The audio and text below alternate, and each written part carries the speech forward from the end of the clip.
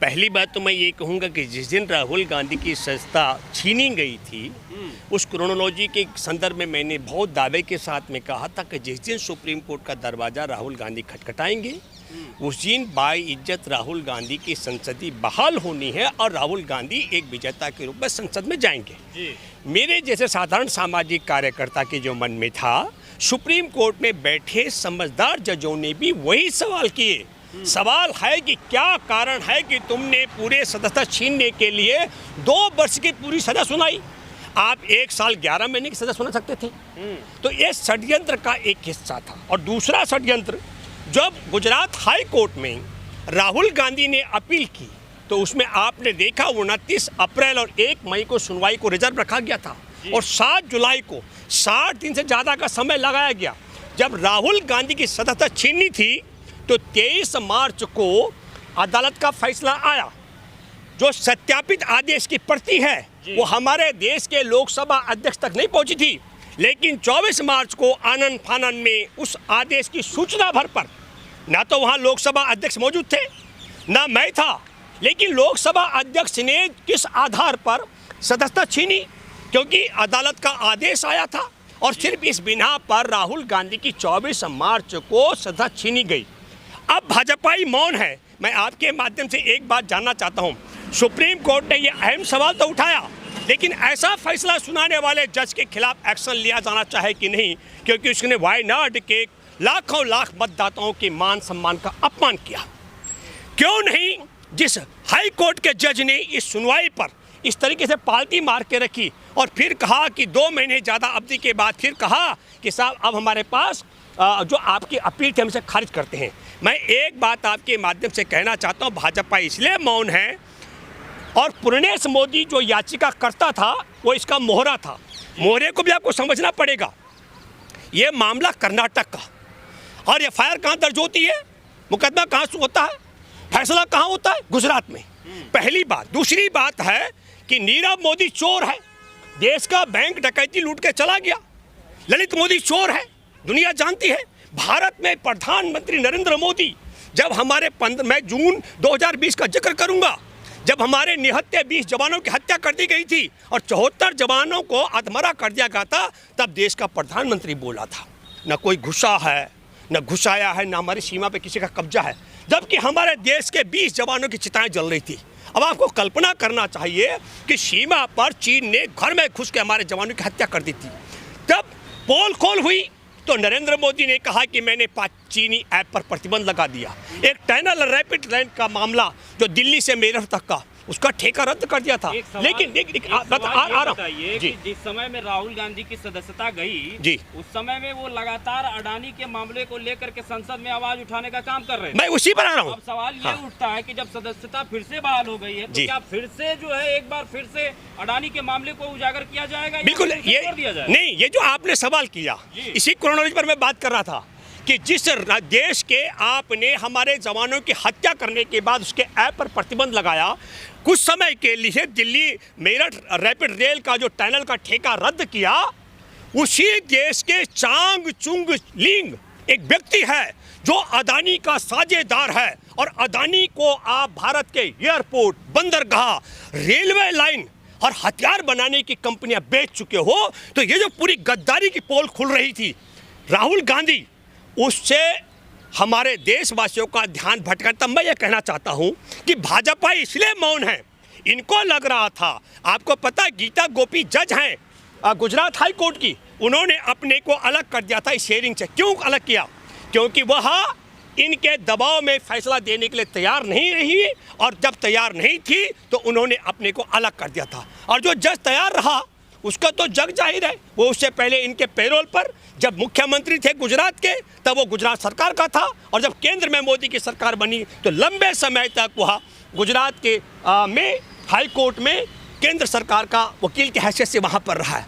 पर दुख और अफसोस की बात है, मैं ये कहना चाहता हूँ मुख्य न्यायाधीश को क्या करना चाहिए। मुख्य न्यायाधीश की अध्यक्षता में जो बेंच है, एक बहुत बड़ी बात मैं आपको बताना चाहता हूँ, हमारे देश में यह जजों ने बड़ा फैसला लिया था, शायद मैं 97 का जिक्र कर रहा हूँ कि न्याय न केवल होना चाहिए होता हुआ दिखना भी चाहिए। तो मुख्य न्यायाधीश की अध्यक्षता वाली बेंच का फैसला जिम्मेवारी बनती है कि सूरत अदालत ने नीरव मोदी चोर है, जमाना जानता है, ललित मोदी चोर है, जमाना जानता है, और नरेंद्र मोदी देश के साथ गद्दारी कर रहा है, ये सारा संसार जानता है। फिर ऐसे लोगों में यह बोल देना कि अगर और तफ्तीश होगी तो ललित की तरह, नीरव की तरह, नरेंद्र की तरह और मोदी निकल सकते हैं चोर, इसमें कौन सा देशद्रोह का मामला बन सकता, अपमान का मामला बनता है। और फिर पुरनेश का तो जिक्र भी नहीं था, और ये मामला कर्नाटक का था और मुकदमा सूरत में दर्ज हुआ, इसलिए भाजपाई बगले झांक रही हैं। एक बात मैं आपके माध्यम से कहना चाहता हूँ, मोदी को अमित शाह ने यह कहा था कि आपने पूरे मोदी समाज का मान रखा है। देखिए अमित शाह ने क्या बोला, अमित शाह का जब आप जिक्र करेंगे तो मैं, देखिए मेरा चेहरा भी चेंज हो गया। मैं आपके माध्यम से कहना चाहता हूँ, इनका इतिहास, ट्रैक रिकॉर्ड देखिए। नरेंद्र मोदी को मुख्यमंत्री कुर्सी कायम रखने के लिए हरेन पांडे की हत्या हुई, उसके पिता रोज चीख रहे। हमारे देश में तड़ी पार रह चुके अमित शाह को बरी कराने के लिए जस्टिस लोया की हत्या हुई। हमारे देश में आज़ादी के 66 वर्ष बाद बने भूमि अधिग्रहण कानून बहुत अच्छा, किसान और खेती मजदूरों के पक्ष में, उसको खत्म करने के लिए, उसको लागू करने की बात करने वाले गोपीनाथ मुंडे की हत्या कर दी गई। इनका ट्रैक रिकॉर्ड आप देखिए। मैं आपको बताता हूँ, राहुल गांधी को पहले 2019 में लोकसभा चुनाव में नामांकन से रोकने के लिए ये गुजरात में मुकदमा दर्ज कराया गया पुरनेश मोदी के माध्यम से, फिर इसको रिजर्व रख दिया। फिर एक और बात आई, बोला साहब, जज साहब एक काम करो, हर सुनवाई पर राहुल गांधी को यहाँ बुलाओ। इसका मतलब क्या है कि राहुल गांधी की जान को खतरे में डालने का षड्यंत्र था। और जब कोर्ट ने यह बात खारिज कर दी तो पुरनेश मोदी जाता है और गुजरात हाई कोर्ट से कहता है, जज साहब इस मामले की सुनवाई पर रोक लगा दो।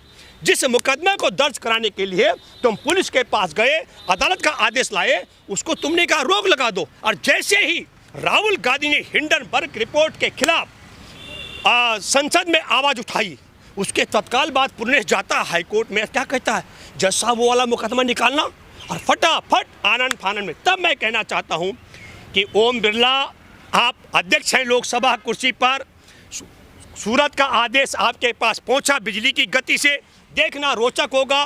शुक्रवार को 4 अगस्त का जो फैसला है वह सुप्रीम कोर्ट के और मैं कहूं कि संसद के प्रांगण आपस में जुड़े हुए हैं दिल्ली में, ये फैसला कितनी देर में पहुंचता है। और सुप्रीम कोर्ट के आदेश के बाद देखना रोचक होगा कि सोमवार को राहुल गांधी जब संसद में प्रवेश कर रहे होंगे, ओम बिरला या उनका कोई गुर्गा रोकने का प्रयास करेगा या बाय इज्जत वह सिलेंडर करेंगे कि हमसे जो कुछ भी था। लेकिन एक अहम सवाल जो आपने कहा, बिल्कुल मैं मानता हूं, राहुल गांधी हिंडनबर्ग की रिपोर्ट और देश के साथ गद्दारी, अदानी की पूरी पोल खोल कर रहे थे। ये उन्होंने संसद में एक सवाल उठाने के लिए कहा था, मुझे लगता है कि वह चर्चा में वापस आनी चाहिए। लेकिन उससे पहले राहुल गांधी और भी कई मुद्दे पर सवाल उठाते हैं। राफेल के मुद्दे पर सवाल उठाया था, हिंडनबर्ग के रिपोर्ट पर सवाल उठाया था, लेकिन सवाल यह उठता है कि मणिपुर पर भी अभी सवाल उठ रहे हैं या मोदी से सवाल पूछे जा रहे हैं, लेकिन मोदी जी तो खामोश है। देखिए सवाल यह उठता है कि क्या एक बार फिर से संसद की जो सदस्यता बहाल हुई है राहुल गांधी की, संसद में उसी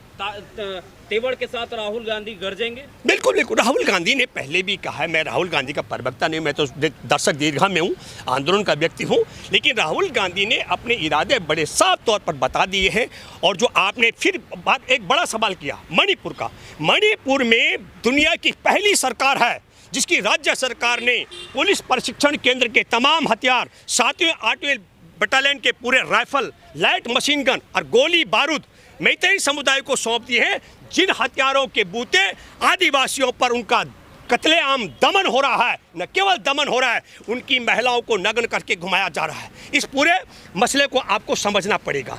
मुझे लगता है कि जिस तरीके से नरेंद्र मोदी मणिपुर की आदिवासियों पर जो जुल्म हो रहे हैं, उनकी महिलाओं को नग्न करके, वो छोड़िए, कारगिल युद्ध में जो सूबेदार थे, विजेता हमारे देश को जितवाने वाले, उनकी पत्नी को नग्न करके, परेड करके उनका भी बलात्कार किया गया, तो फौजाइन के सम्मान में कुछ नहीं बोले, आदिवासी महिलाओं के सम्मान में मुंह नहीं खोले, दिल्ली में पहलवान बेटियां बैठी रही, इस पर कुछ नहीं बोले, 700 से ज़्यादा किसानों की बलि चढ़ा दी, उस पर कुछ नहीं बोले।